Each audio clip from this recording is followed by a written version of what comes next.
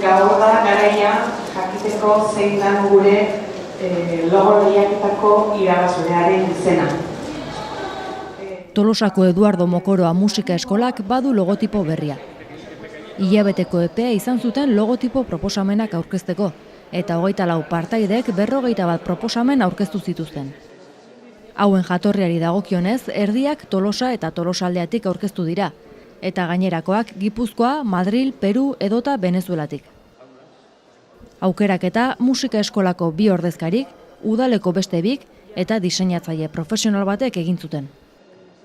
Jose Luis González Donostiarra izan zen irabazlea, epaimaikideen hitzetan, garbia, xumea, bateragarria eta eskakizun guztiak betetzen zituena zelako.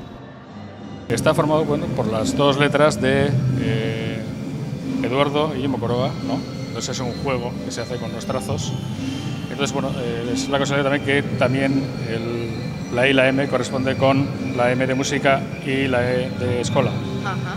Entonces, dentro de las bases, pues pedían que tuviese un punto sobre el Ayuntamiento de Tolosa y son el arco característico.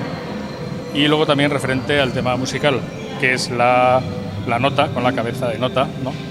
Y con ello pues conforma un logotipo que yo creo que es fácil de reproducir, es muy sencillo y pues estoy a gusto con él, ¿no? El trabajo que he hecho.